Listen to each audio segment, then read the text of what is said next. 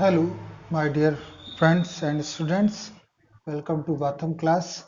आइए आज हम लीनियर प्रोग्रामिंग प्रॉब्लम को डिस्कस करते हैं। लीनियर प्रोग्रामिंग प्रॉब्लम में के क्वेश्चंस को सॉल्व करने के दो तरीके हैं, ग्राफिकल मेथड और एक सिंपलेक्स मेथड। लेकिन अभी हम ग्राफिकल मेथड से सॉल्व करने जा रहे हैं। तो आइए सबसे पहले क्वेश्चन को देखते हैं और इसको हल करने की कोशिश करते हैं ये कैसे सॉल्व हो। तो क्वेश्चन है यहाँ पर, क्वेश्चन है केस है मैक्सिमाइजेशन का। It is a case of maximization का और कंडीशन आपको एक दे रखी है और कह रहे हैं कि इसको सॉल्व करो। तो हमने हर बार आपको बताया कि सबसे पहले आप x1 माइनस x2 और इस तरह से आप लिख दें इक्वेशन। ये क्या है? गिवन, ये गिवन इक्वेशन। और जब ये गिवन इक्वेशन है तो x1 minus x2 is equal to -1 हम लिख देते हैं। x1 minus x2 is equal to -1, क्योंकि हम इसको किस में बदल देते हैं? इक्वलिटी में। अब जानते हैं आप put x1 is equal to 0 तो x2 कितना आएगा? 1। तो ए पॉइंट हो गया बच्चों 0,1। और put x2 is equal to 0 तो x1 कितना आया?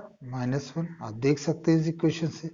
तो बी आपका जो पॉइंट आया वो आया -1,0। ये दो पॉइंट आपने निकाल लिए। अब जो हमारे पास बचता है वो आता है ग्राफ, कि हमें ग्राफ बनाना होगा क्योंकि सेकंड कंडीशन तो दी नहीं है।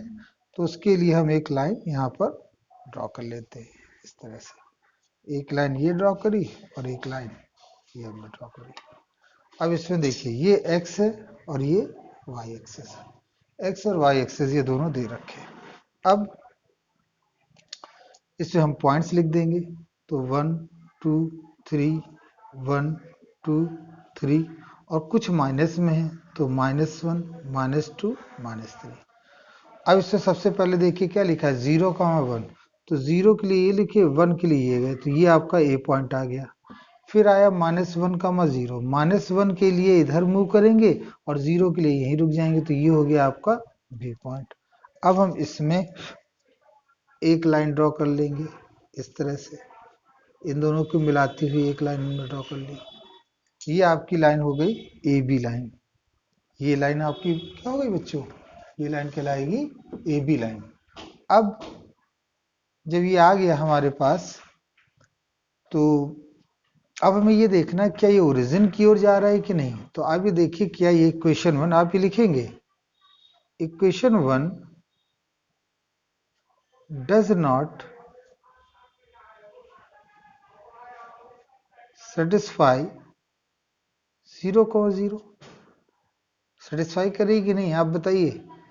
जैसे 0 0 रखते हैं तो 0 0 रखते हैं तो वो डज नॉट सेटिस्फाई। क्यों? आप देख सकते हैं 0 माइनस 0 -1।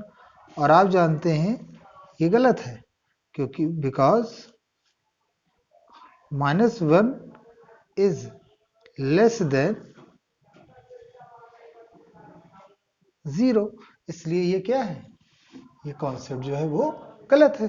तो इसका मतलब इसका जो क्षेत्र होगा वो ओरिजिन की ओर नहीं जाए, वो किधर की ओर जाएगा बच्चों? ऊपर की ओर। और हमें दिखाना किधर होगा? केवल पॉजिटिव में। क्यों? क्योंकि यहाँ पर देखिए एक कंडीशन लिखी है, ये वाली कंडीशन नॉन निगेटिविटी वाली, इसलिए ये ऊपर की ओर जाए। और हमने आपको पहले बता रखा है कि ये और ये अगर कोई दूसरी कंडीशन नहीं दी है तो आप ये देखिए क्या लिखा है, हमने यहाँ y लिख दिया है, एक्चुअली ये y नहीं है, यहाँ पर हम क्या लिखेंगे इसको?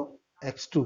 तो आप ये देखिए x1 इज ग्रेटर और इक्वल टू 0 होना चाहिए और x2 भी ग्रेटर और इक्वल टू 0 होना चाहिए। तो इसका मतलब ये भी आपका पूरा का पूरा ये रीजन इस ओर, तो ये हमेशा जाता है, इसमें तो कोई दो राय नहीं, ये चीज हमेशा ऊपर क्यों जाए।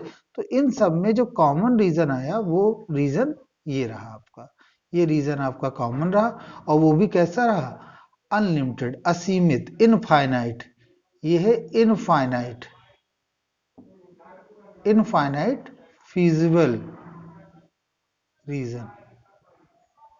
ठीक है, वेयर ए पॉइंट का कोऑर्डिनेट क्या है? 0,1। तो आपने ये देख लिया कि यहाँ पर ए पॉइंट का जो कोऑर्डिनेट है वो 0,1 है और हम इसको मैक्सिमम में रख के देखते हैं। For a Z value of Z, value of Z कितनी होगी? तो जैसे ही हम इसमें वैल्यू ऑफ जेड में रखे, देखिए वैल्यू ऑफ जेड यहाँ दे रखी है आपके सामने, तो हमने 3 रखा, उसके ब्रैकेट में 0 रखा, 4 रखा, उसके ब्रैकेट में 1, लेकिन ये कितना आया 4। लेकिन आप ये जानते हैं क्योंकि ये इनफाइनाइट फीजिबल रीजन है तो ढेर सारे ऐसे होंगे। Since it has infinite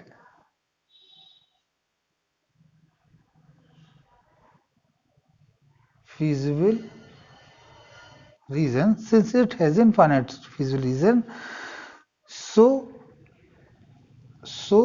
there are many point,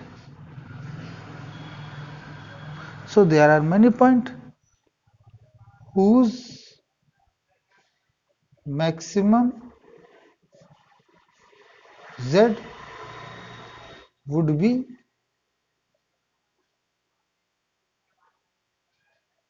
greater than 4।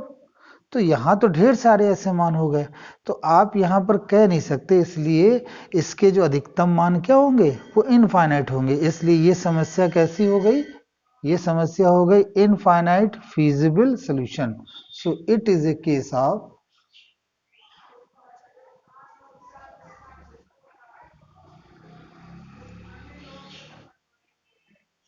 Infinite feasible solution. ये आपको मेरे ख्याल से समझ में आ गया होगा क्वेश्चन। आइए एक और क्वेश्चन डिस्कस करते हैं। इस क्वेश्चन में दे रखा है कि ग्राफिकल मेथड है मैक्सिमम जेड, कंडीशन ये दे रखी है, इसे भी सॉल्व करके देखते हैं क्या है। तो सबसे पहला तो हमारा काम एक ही बचता है और वो ये कि हम इसको कन्वर्ट करें। हम इसको कन्वर्ट करते हैं, जो इनइक्वलिटी है उसको इक्वलिटी में। तो सबसे पहले तो इनइक्वलिटी लिख देते हैं और फिर हम इसको कन्वर्ट कर देते हैं किसमें, इनइक्वलिटी इक्वल टू 6। अब आप अपनी तरह से वैल्यू पुट करिए।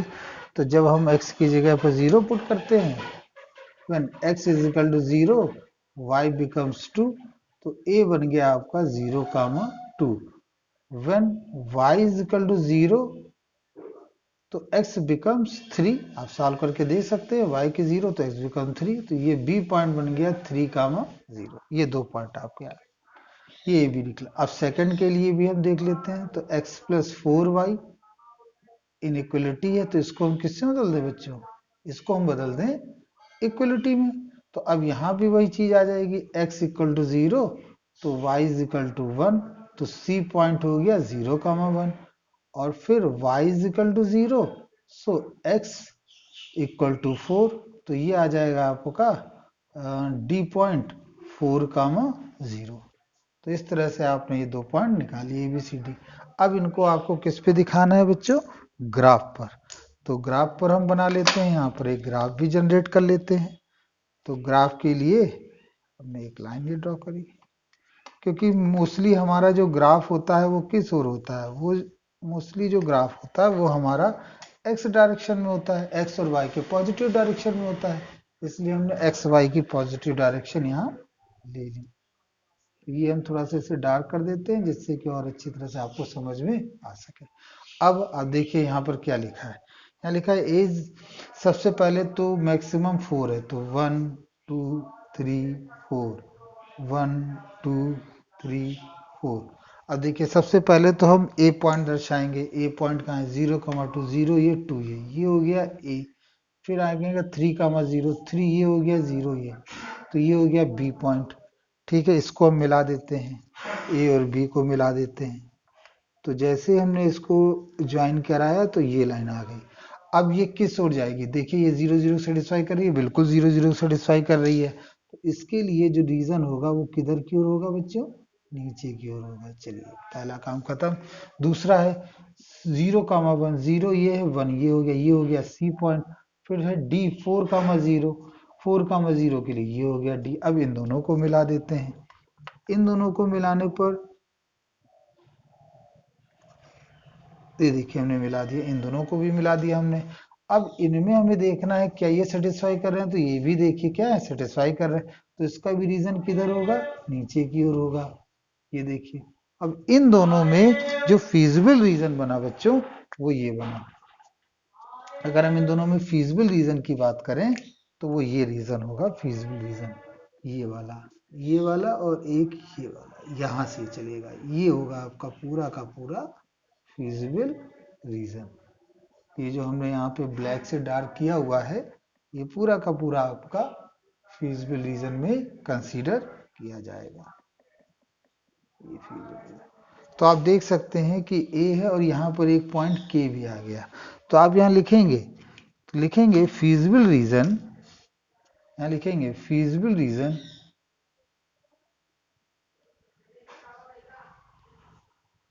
is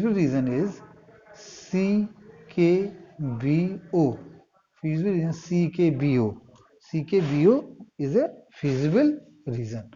अब C का कोऑर्डिनेट तो आप जानते हैं, C का कोऑर्डिनेट तो 0,1 है, ठीक है।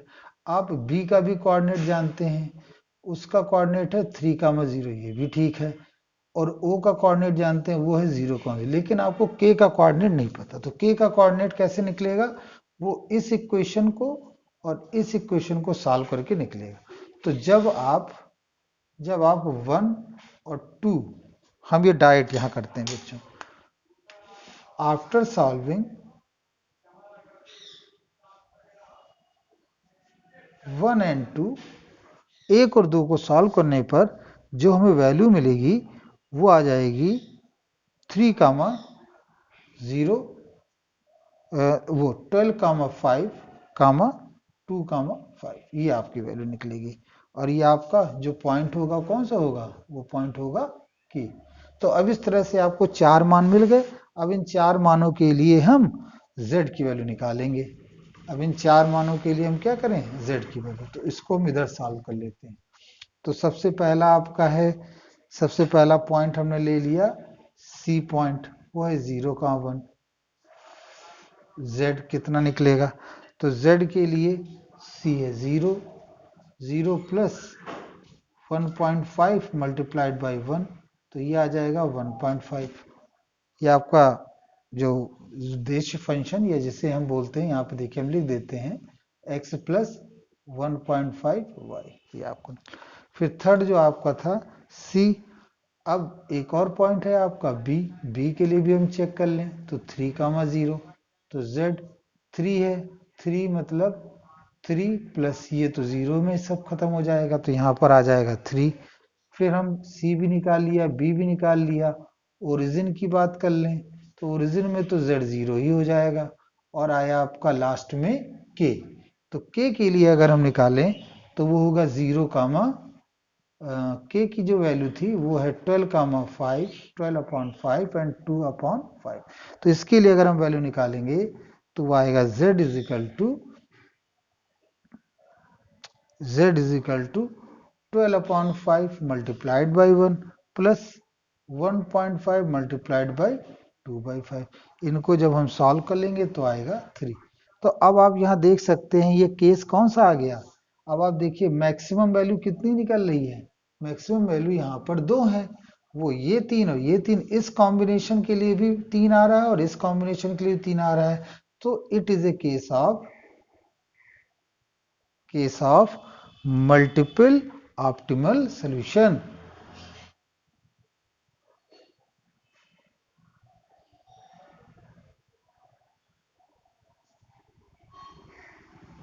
It is a case of multiple optimal solution. तो आई होप ये वीडियो आपको पसंद आया होगा, समझ में आया होगा दोनों क्वेश्चंस। हम इनको पहले भी डिस्कस कर चुके हैं। Thank you very much.